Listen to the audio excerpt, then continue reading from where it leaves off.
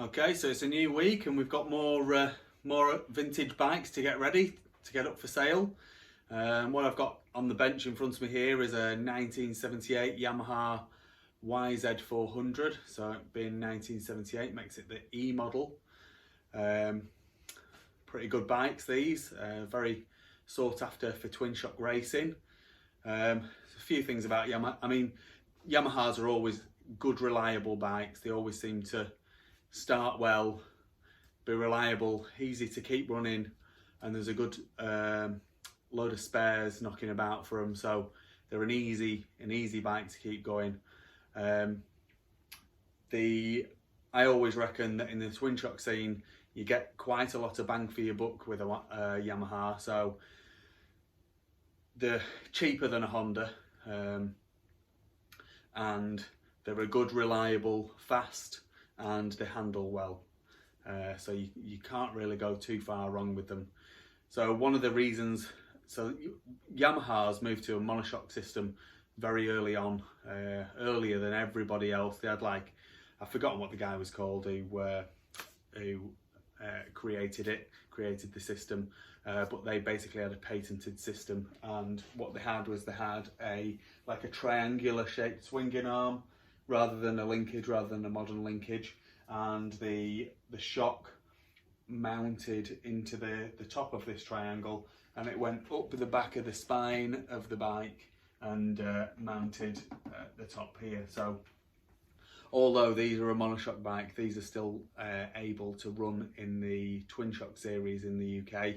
So they kind of handle a bit better really than a lot of the twin shock bikes. So they're a good bet. So this one's it's got good bits and bad bits, strangely enough. A lot of my bikes are like that, and this one's no different really. It turns over, bags of compression, and it sparks. The kill switch is it does work, but there's a little rubber nipple missing off the top of it.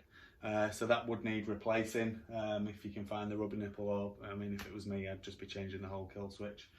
The seat has been covered very, very badly with some form of strange material. I'm suggesting that this is like a piece of tarpaulin sheet or something like that someone's stuck on there. Not the nicest thing at all. And then yeah, there's other bits and pieces about it which we'll have a quick look around, and you can see the bike in its full glory. I mean, like I say, there are some good bits. The tank's beautiful.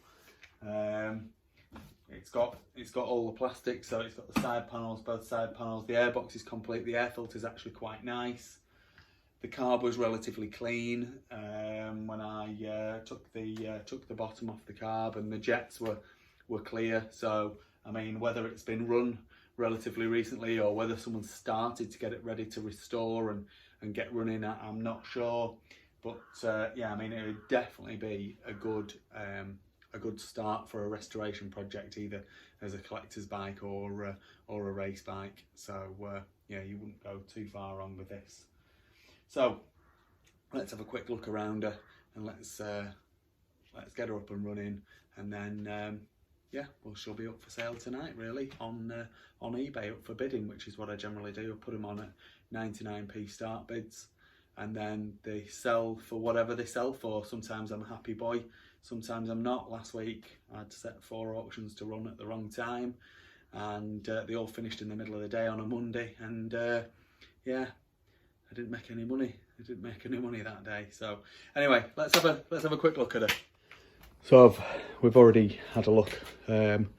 She turns over, and as I've explained, she does spark. The kill switch, as I was explaining, the rubber nipple's missing. So you've got to make sure that spring contacts the middle of the switch to turn her off. The wiring for the kill switches needs a bit of rerouting really, and it's all gone brittle. There's no grips on the bars. This throttle, there's obviously the correct pieces missing. So again, whether you can get a replacement for that or whatever, I'm not sure. Just noticed actually that throttle says made in Sweden, so that may not have been the original throttle that was on this bike, but there you go. It's a nice throttle anyway, a decent throttle, could be a Magura. So what are we looking at? So one of the first things to note are the frame and the engine number starts 2K8, which is what denotes it as being an E model in 1978, and the frame and the engine numbers match, which they did do on these bikes at this time. Like I say, the airbox is complete and the air filter's in there, so that's a major thing. And if you know anything about these, it has like a little rubber elbow piece which connects the back of the carb to the airbox, and that's there as well. The inlet manifold doesn't look the best to me. Someone has gummed it up with something, silicone or whatever. It's not the best, so I would suggest that should be replaced. I always try and start at the front end of the bikes, but I got a bit sidetracked. So one of the first things is the forks. So you'll notice that the fork tops here, there is a bit of corrosion. So it's gone through the chrome, and it's the same up here. But when you go down into the gaiters, the forks are pretty mint. They have been protected by the gaiters. I'll do that with the left-hand side one as well, so you can see. They've been protected by the gaiters. A bit of corrosion up at the top there, but that's not a part that's going to slide on the seal. But the right thing to do would be to send those fork tubes off for re-chroming. Or I'll try and find another set. You can probably buy them new, to be honest. Repro set. So it's going to need a new front tyre. The rim, although not the cleanest rim, is dent free. So with a bit of polish on them spokes and that rim, that front wheel would come up nice again. So that's a big bonus point. These brake plates here are magnesium, and you get a lot of them where they are damaged, and this one is not damaged at all. It's absolutely, other than that slight bit of corrosion there, which just rubs off, it's in perfect condition. And the front brake does work.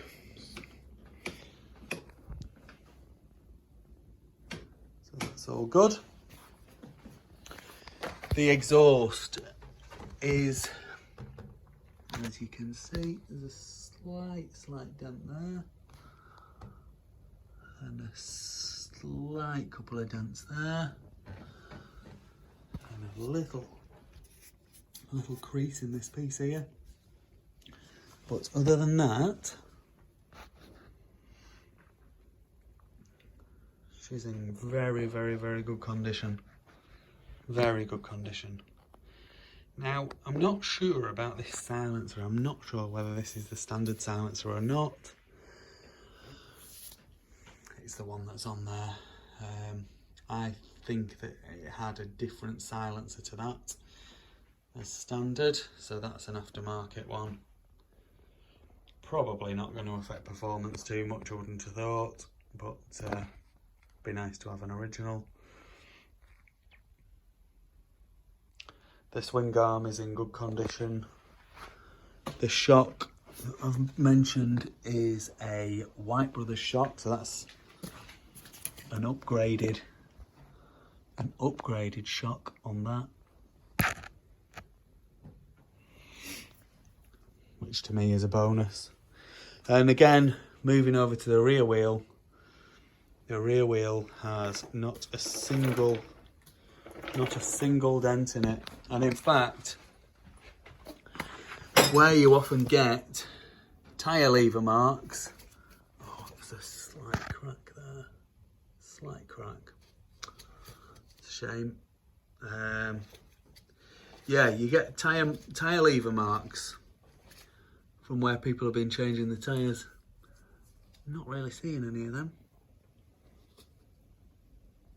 Not really seeing any of them at all. So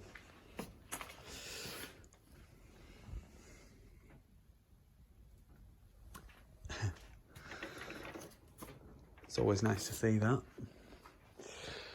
So this is the seat. It's a bit bad. You can get that replaced easily enough. And there we go. Rear brake works. Works bang on. So it's not going to take a huge amount to get this bike race ready. Might take a little bit more if you want to make it concourse, but it just seems to be in decent condition, and should be easy to get race ready. And I would suggest that you're starting from a good point. Now, one of the things that I always do is the gearbox test. So let's just do that. This will be a 5-speed box. In neutral at the minute. Down into first. Back up into neutral. Second. Third. Fourth. And fifth. So I'm going to turn the engine over in fifth. Just. Back down into fourth. Third. Second. And neutral. So there you go. She's got all the 5 gears, and that's a massively good sign, really. So let's see if we can get her running, and then you can hear her running, and then she can be up for sale. So I do cheat a bit on these. I do try and get the bikes running a little bit before, and it has run this. So there we go.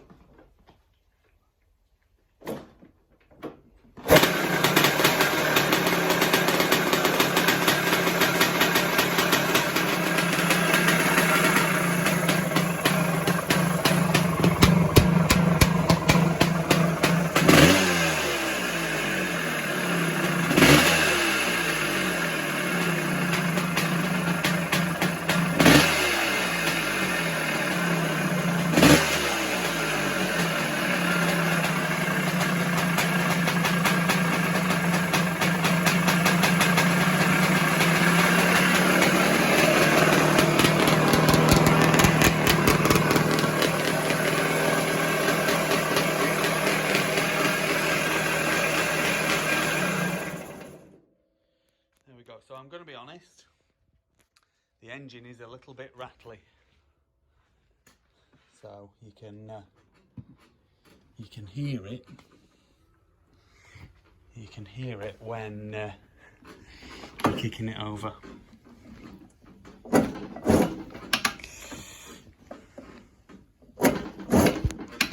It's like a little bit of a graunchy noise, and it's a little bit noisy when it's running. So possibly want to whip that top end off. Maybe stick a piston in it, almost certainly the little end, and just check it all out really. But as you can see, it is running, and it's ticking over, which is amazing. I mean, I've cleaned the bottom of that carb, and she fires up and she runs and she ticks over, which is amazing really. It's pretty unheard of. There we go. 1978 Yamaha YZ400e, ready to be restored for racing or as a collector's item.